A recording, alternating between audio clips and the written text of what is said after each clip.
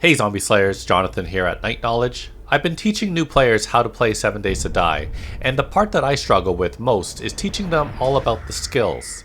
There are so many, it's both overwhelming and time consuming, and it's extremely hard to condense it in a short time, all while players just want to play. So in today's video, I'm going to quickly go over each attribute tree in the game and discuss their main themes. Before we start, don't forget to like and subscribe if you like quick, to the point guides that saves you time so you can get back to gaming. So in 7 Days to Die, there are 5 attributes with their own associated trees: perception, strength, fortitude, agility, and intelligence. When you level up, you gain a skill point and you can spend them in the skill window by pressing N or manually navigating to it by pressing Tab, then clicking on the icon at the top that looks like a person with a graduation cap. Investing points in a skill grants you a specific bonus, but also may increase the chance of a specific magazine to drop, allowing you to read it and be able to craft new items related to it. If you're not interested in a full explanation, the strength and agility trees are really good newbie trees, while the fortitude and intelligence trees are for more advanced players, but are no less powerful. In a nutshell, each tree is split into 3 sections: combat, support, gathering, and crafting. The perception tree is a good newbie option, providing lots of range and damage with the drawback of shooting slowly.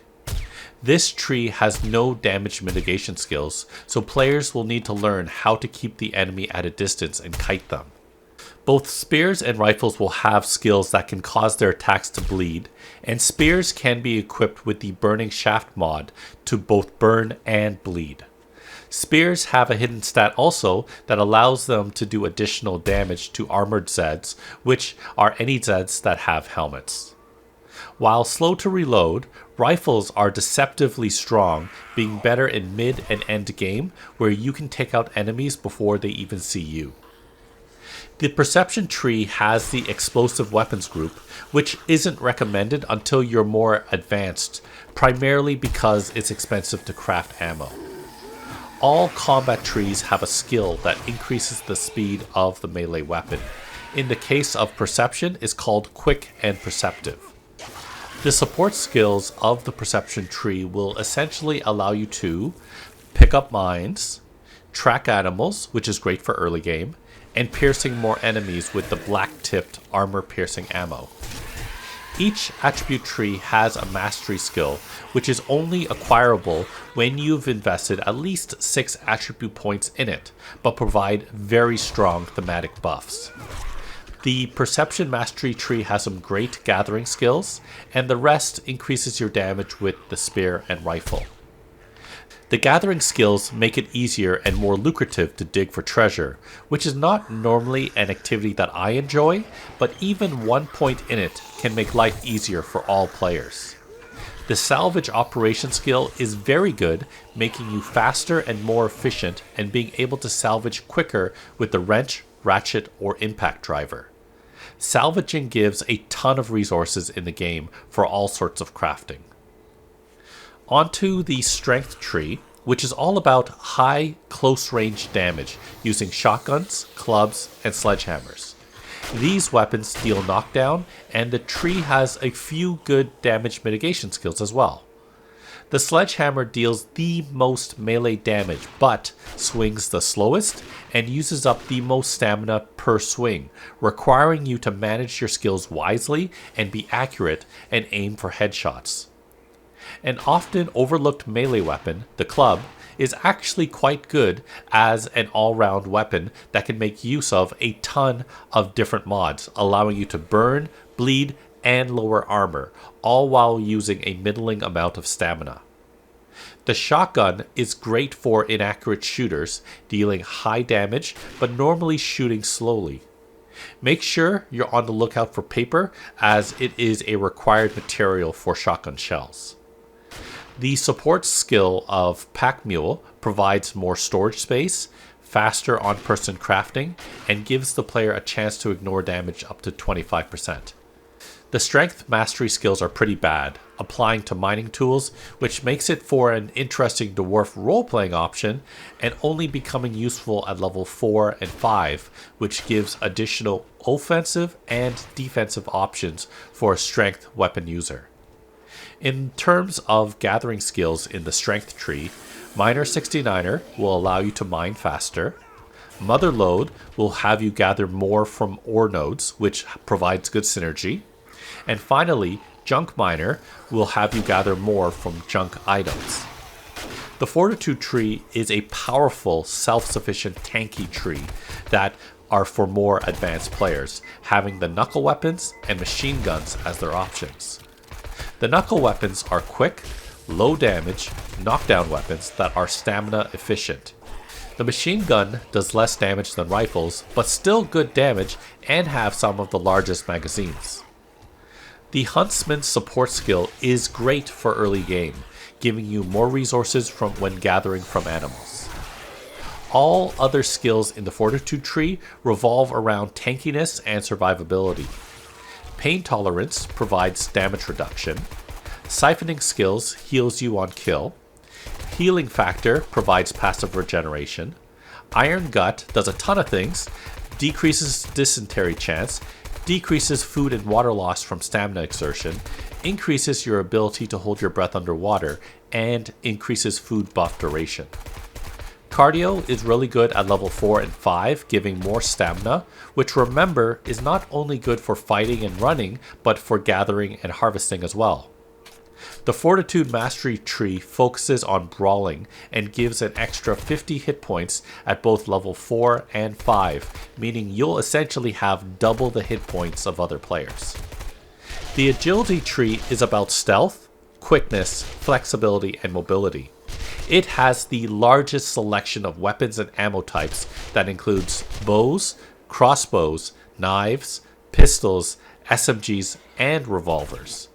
The knife is a quick bladed melee weapon, dealing low damage, but also requiring low amounts of stamina and applies bleed. Agility has some of the best defensive options and is a great solo tree. You'll see that bows and knives have sneak attack bonuses and are quiet. The 44 revolvers are powerful, and the SMG can spit out bullets quicker than a machine gun. The support skills include Run and Gun, which provide mobility while reloading, which is important for all ranged users. Hard Target, which decreases damage while moving.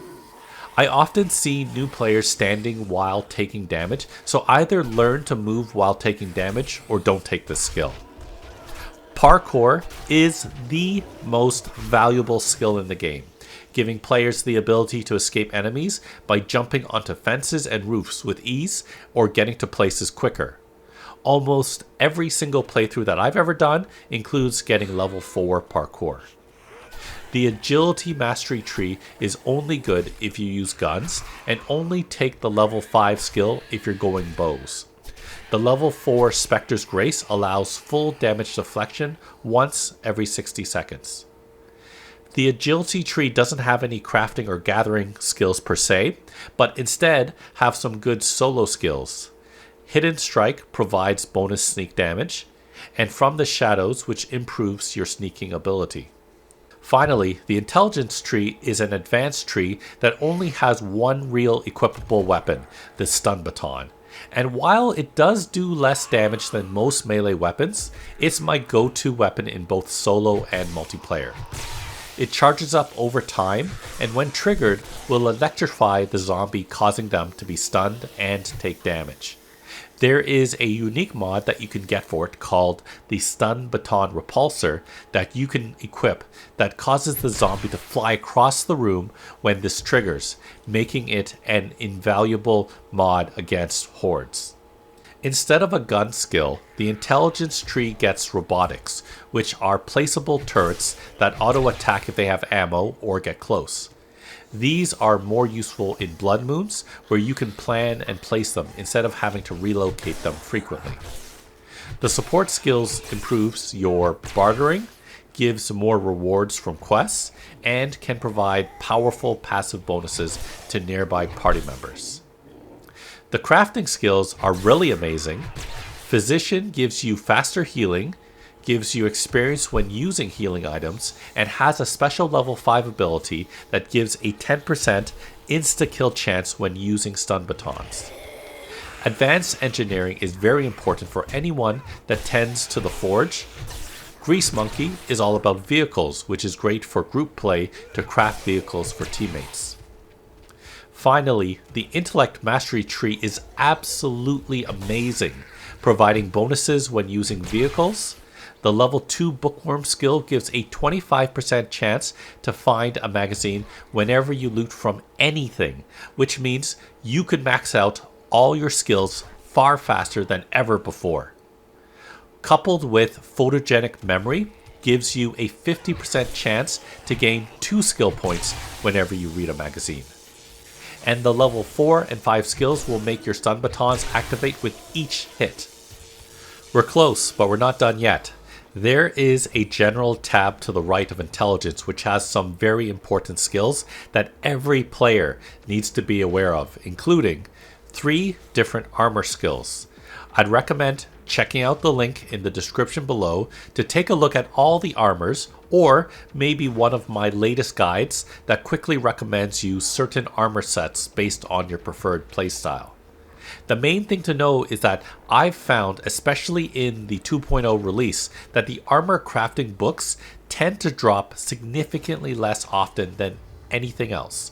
So make sure you invest 2 to 3 points in the armor type of your choice as soon as possible. We have the skills Master Chef, that is good for solo and critical for when playing with a group, which decreases ingredient costs and increases cooking speed. Living off the land synergizes well if you want to be a self-sufficient cook and farmer, giving you additional crops and seeds while decreasing the cost of farm plots. Lockpicking, while important, is not critical. It can save you a lot of headaches, though, by decreasing the time you spend unlocking chests and safes. And finally, one of my favorite skills, just like parkour, Lucky Looter, which when maxed, decreases the time it takes to open loot and increases the quality of the loot as well. So, those are all the attribute and general skills in 7 Days to Die. I hope this gives you an idea of how each tree works. Let me know in the comments below what is your go-to playstyle. Check out the rest of my channel for other videos on 7 Days to Die, video games, board games, and other fun things. Thanks for watching, and I'll see you next time.